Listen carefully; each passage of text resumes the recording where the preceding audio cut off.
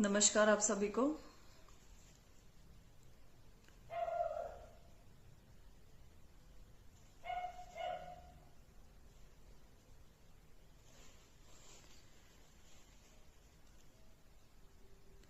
आज हम एक बहुत ही महत्वपूर्ण मुद्दे पे बात करने आए हैं।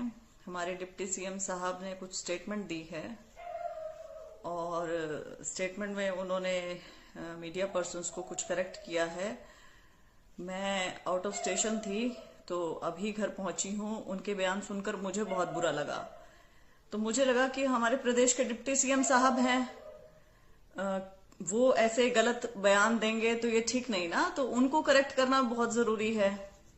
और हम हरियाणा के नागरिक हैं, मैं इसे अपनी जिम्मेदारी के तौर पे लेती हूँ कि with due respect and all respect sir, मैं आपको करेक्ट करना चाहती हूँ यहाँ पे।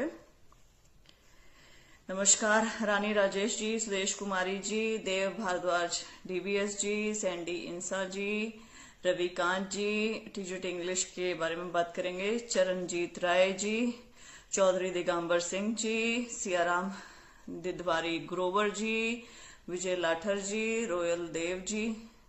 टीजेट इंग्लिश के लोग काफी परेशान हो रहे हैं। कल मुझे बहुत सारे कॉल्स भी किए और मैसेजेस भी किए हैं। शायद आप लोगों ने अपने ग्रुप में मेरा नंबर शेयर कर दिया, प्लीज ऐसा ना करें। एक दो लोग मुझसे संपर्क में रहें और अपने ग्रुप को आप इंटीमेट करते रहें। सभी लोग एक साथ कॉल ना करें। दयानंद शौरान जी नमस्कार, मंजीत चहल जी, राजकमल नैन जी, धर्मेंद्र रावत जी, मेरी सबको राम राम नमस्कार है, गुड इवनिंग है। और काफी लोग जुड़ गए हैं तो हम आज का स्टार्ट करते हैं। आज सर से कुछ हम डिप्टी सीएम साहब श्री दुष्यंत चौटाला जी की बात कर रहे हैं। उनसे कुछ मीडिया पर्सन्स मिले होंगे और उन्होंने पूछा कि सर ये जो एसटीओ की भर्ती है जिसमें केवल 22 हरियाणा के युवा सिलेक्ट हुए हैं 99 में से, तो उन्होंने उनकी बात काटते हुए कहा कि सबसे पहले आपको करेक्ट करता हूं, ये एसडीओ की नहीं, असिस्टेंट एक्शन की भर्ती है। तो सर यहाँ पे मैं थोड़ी सी गुस्ताखी करना चाहूंगी। मैं आपको कहना चाहूंगी ये असिस्टेंट एक्शन की भर्ती नहीं है। Assistant action is assistant executive engineer. ये असिस्टेंट इंजीनियर की भर्ती है जिसे सब डिविजनल ऑफिसर भी कहा जाता है, एसडीओ आम भाषा में, क्योंकि ये ज्यादातर सब डिविजनल लेवल पर लगते हैं।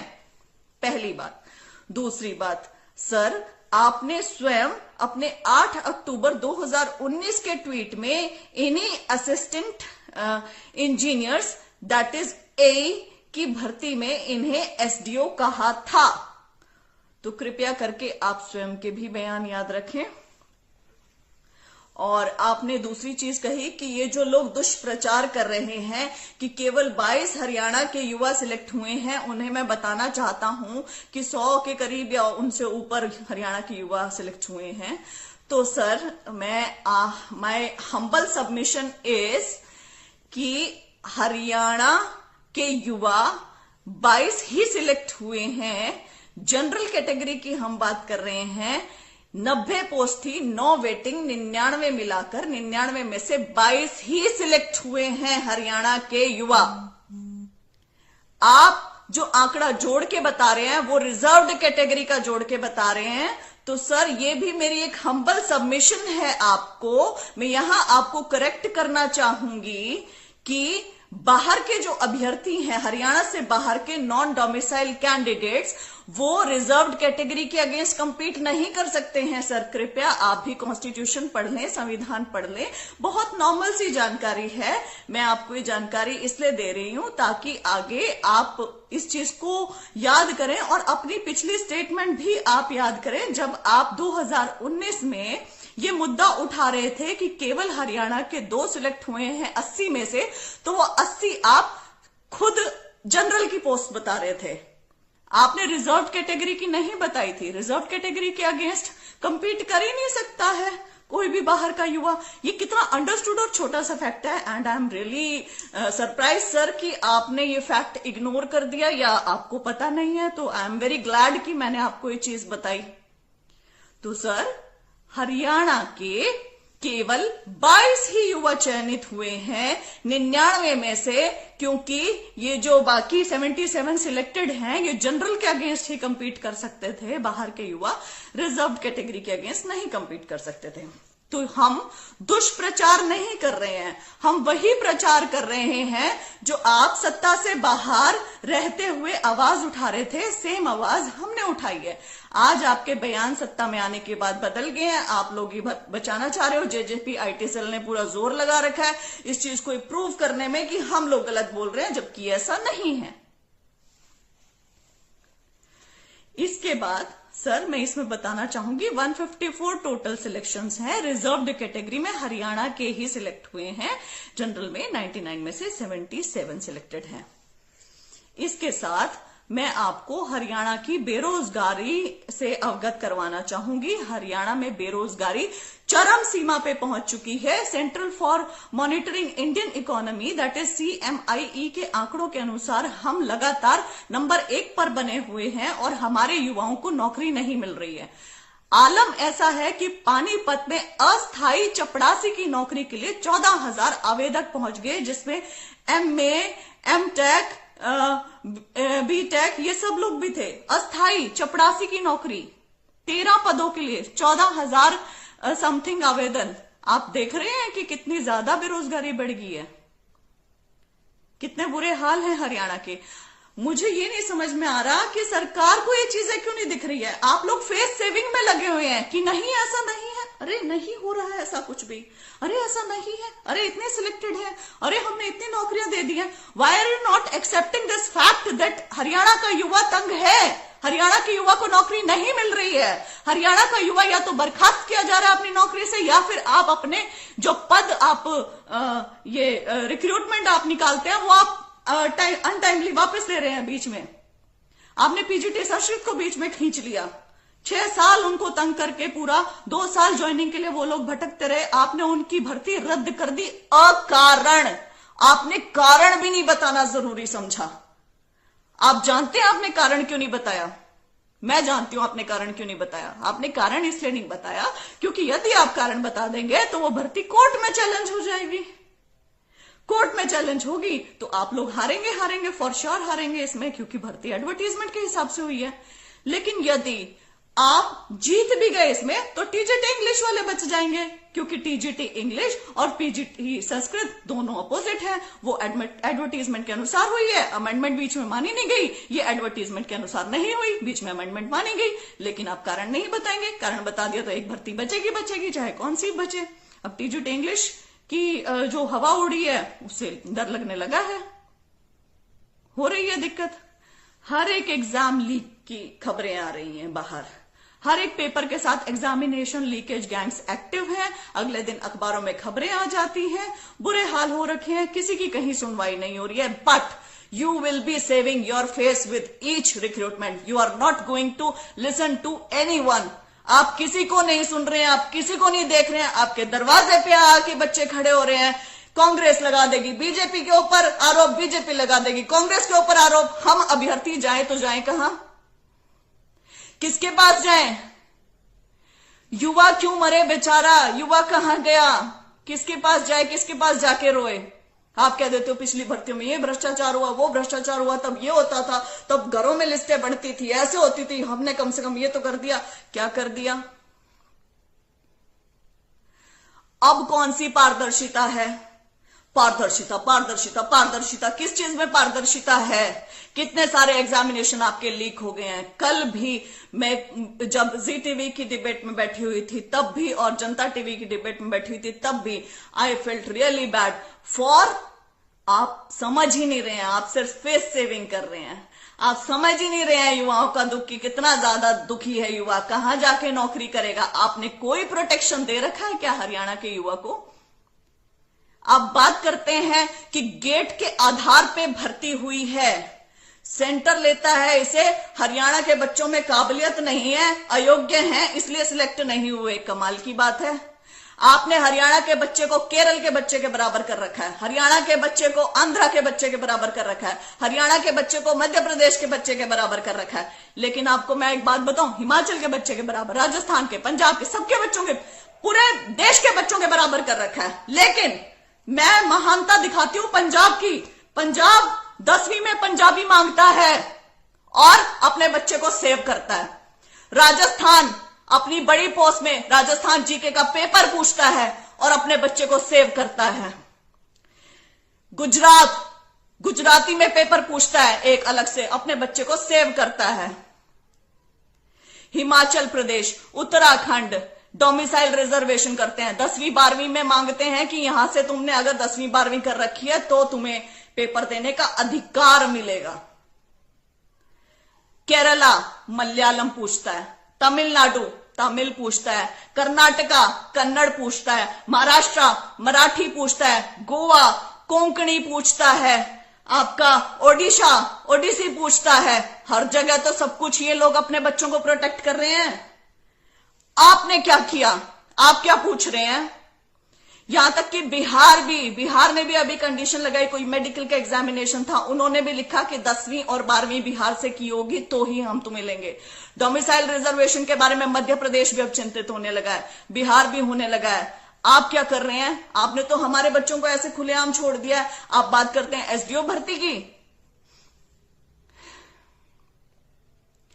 एसडीओ भर्ती, यदि आपको लेवल प्लेइंग फील्ड रखना था, आप इतनी लेवल प्लेइंग फील्ड पे खेलने वाले थे, तो आपने 20 अंक सोशियो इकोनॉमिक के क्यों दिए? तब आपने हरियाणा के बच्चे का फेवर क्यों किया? बिना सोशियो इकोनॉमिक वाले का तो हुआ ही नहीं, छोड़िए इसमें। तब आपने कैसे कर दिया? इसके साथ आप हरियाणा जीके का 100 अंकों का पेपर नहीं पूछ सकते थे?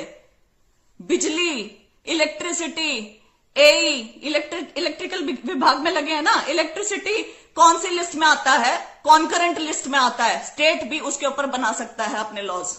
मानती हूं गेट बहुत बड़ा एग्जाम है, क्या उसके साथ एक पैरेलल एग्जाम नहीं हो सकता था? क्या 2 स्टेजेस नहीं लग सकती थी एग्जामिनेशन की? एक गेट हो गया, चलो एक स्क्रूटनी उसकी होगी, एक स्क्रीनिंग उसकी होगी, सॉरी स्क्रीनिंग से वहां से उठा लिए, एंड सेकंड स्टेज पे हम तो ये एग्जाम लेंगे क्योंकि electricity is a concurrent subject, union list में नहीं आता है ये, तो यूनियन के तो थूपे जाएंगे नहीं उसके ऊपर लॉज। आप अपने बना सकते हैं ना, आप एक और स्टेज लगा सकते हैं ना, लेकिन आप लगाएंगे नहीं। कारण बताऊं क्यों? क्योंकि आप में इच्छा शक्ति नहीं है, आप विजनलेस हैं, गंभीर नहीं है अपने युवाओं को लेकर। और ये मैं क्यों कह रही हूं? क्योंकि हर एक भर्ती के साथ ऐसे हो रहा है। पीजीटी संस्कृत ऐसे ही चली जाएगी, कोई देख नहीं रहा उनकी साइड। ग्राम सचिव लीक होगी। Junior system engineer 90 out of 90, कितने बच्चों के मार्क्स है? 89 out of 90। Online paper leakages हो रहे हैं। बर्खास्तगी कितने बच्चों की हो चुकी है? पीटीआई 10 साल बाद हटा दिए। ड्राइंग के टीचर्स 10 साल बाद हटा दिए। 1518 group D sports person Jind उपचुनाव के चलते फटाफट उनको ले लिया गया।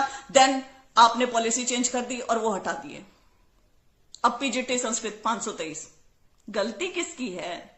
गलती जिसकी है उसको सजा क्यों नहीं मिल रही है? गलती युवाओं की है क्या जो सजा उनको मिल रही है? क्यों मिल रही है उन्हें? हम क्यों भुगते हैं? हम क्या करें? हम कहां जाएं? हम अब एक और नई चीज आ गई है, डोमिसाइल की जो शर्तें थी हरियाणा डोमिसाइल की, उसमें रिलैक्सेशन, डोमिसाइल रिलैक्सेशन आपने कर दिया है। कैसे? पहले 15 साल में हरियाणा डोमिसाइल मिलता था, शर्त यह थी आपको हरियाणा में 15 साल रहना है तो आपको हरियाणा का डोमिसाइल मिलेगा। अब 5 साल आपने उसे कर दिया है। 5 साल रहने पे आपको हरियाणा का डोमिसाइल मिल जाएगा।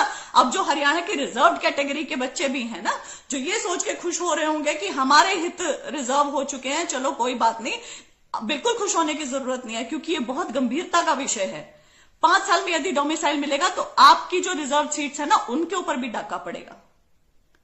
5 साल कितनी क्या होती है? उससे नीचे आप टेम्परेरी डोमिसाइल इशू कर रहे हैं। 5 साल में परमानेंट डोमिसाइल मिल जाएगा। परमानेंट डोमिसाइल मिलते ही यहां पे वोटिंग अधिकार मिल जाएगा। यहां पे आप जो भी बाहर से होगा उन्हें एम्प्लॉयमेंट का अधिकार मिल जाएगा। वो आपकी मान लीजिए वो बाहर से एससी कैटेगरी के थे, यहां आगे डोमिसाइल मिल गया, वो यहां एससी कैटेगरी के अगेंस्ट ही कंपीट करेंगे, जनरल के अगेंस्ट नहीं, क्योंकि वो हरियाणा का डोमिसाइल हो चुके हैं। समझे इस चीज को, कितनी गंभीर है ये चीज। वो बच्चे फिर सोशियो इकोनॉमिक के अंक भी क्लेम करेंगे, सोशियो इकोनॉमिक के अंक 5 से 10 अंक जो अभी मिलते हैं, हालांकि मैं उनके सपोर्ट में नहीं हूं, बट मिलते हैं, वो भी क्लेम करेंगे। हरियाणा के कहां गए? हरियाणा बेरोजगारी में वैसे ही नंबर 1 पे है, हम लोग कहां जाएंगे? हमारे बारे में कोई सोच ही नहीं रहा है। कमाल की बात यह है, कोई भी नहीं सोच रहा है। दोषारोपण चल रहा है, ये उसने कर दिया, पिछली सरकार ने ऐसे कर दिया, हम ऐसे कर रहे हैं। सवाल कितने अजीब अजीब से होते हैं। मैं सवाल करूं, मुझसे पूछेंगे अच्छा तू पहले कहां थी, तू पहले क्यों नहीं बोली? मैं भी इंसान हूं भाई, मैं कैंडिडेट थी, मैं अपनी पढ़ाई पूरी कर रही थी, मेरी पढ़ाई पूरी हुई, मैं कॉम्पिटिटिव एग्जाम्स देने लगी। जब मैंने कॉम्पिटिटिव एग्जाम्स में ये सब धांधली देखी तब मैं बोलने लगी। तो मैं पहले कहां थी? मुझसे पूछेंगे तरह तरह के सवाल। प्रेजेंट जो गलत हो रहा है उसके ऊपर कोई नहीं बोलेगा। क्यों नहीं बोलेगा? सामने वाले की नेगेटिव देखनी है ना, उसको चुप कराना है। इसकी नेगेटिव देख के इसको चुप कराते हैं, ये कैसे बोल रही है। कोई भी बोलने लगता है। अब पॉलिटिकल पार्टीज का क्या है, कोई कांग्रेसी बोलेगा, उसको कह देंगे अरे तुम्हारी बारी में तो ऐसे होता था, वैसे होता था, ये होता था, तो तुम्हारी बारी में ऐसे होता था इसलिए हमारी बारी में ऐसे हो रहा है, इसलिए ये जायज है। कमाल का लॉजिक है। गलत को गलत नहीं बोल सकते, क्योंकि गलत को गलत बोलने वाले की इंटेग्रिटी इंटैक्ट होनी चाहिए, और उसकी इंटेग्रिटी इंटैक्ट रहने नहीं देंगे, क्योंकि उसके ऊपर इतने दोषारोपण कर देंगे, सब कुछ कर देंगे, उसकी इंटेग्रिटी, उसकी आइडेंटिटी खत्म करने की कोशिश की जाएगी। क्योंकि वो खत्म हो गई तो उसकी कही हुई बातें खत्म हो गई। सच खत्म नहीं हुआ करता, सच आज नहीं तो कल बाहर आना ही है, आ ही रहा है, आंकड़े दिख रहे हैं ना। अयोग्य, हरियाणा के युवा अयोग्य, हरियाणा के युवा अयोग्य नहीं है, ये आपकी नाकामी है जिसे आप हमें अयोग्य बोलकर निकाल रहे हैं। हमारे यहां से इस बार आईएएस में टॉप किया है एक लड़के ने, प्रदीप कुमार उनका नाम है। हमारे यहां से सैकड़ों बच्चे, हजारों बच्चे, लाखों बच्चे बहुत बड़ी बड़ी जगहों पे जाते हैं, बहुत बड़े बड़े एग्जाम्स क्रैक करते हैं, लेकिन हमारी सरकार ने हमें कहीं पे भी प्रोटेक्ट नहीं कर रखा है। हमारे लिए ये दुर्भाग्य की बात है कि हम ही पे फिर उंगली उठाई जाती है कि तुम अयोग्य हो। हम अयोग्य नहीं है, हमारी सरकार हमारे बारे में नहीं सोच रही, बस हमारी सरकार की नाकामी है।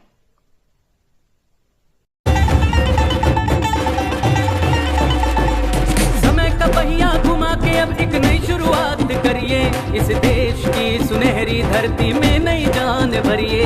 खिलखिलाते खेतों में खुशियों की बरखा करिए, अपने खेतों की फसलों से देश खुशहाल करिए। बेलारूस ट्रैक्टर, हाँ बेलारूस ट्रैक्टर, तकनीक विदेशी है, इसे देश के रंग में रंगिए।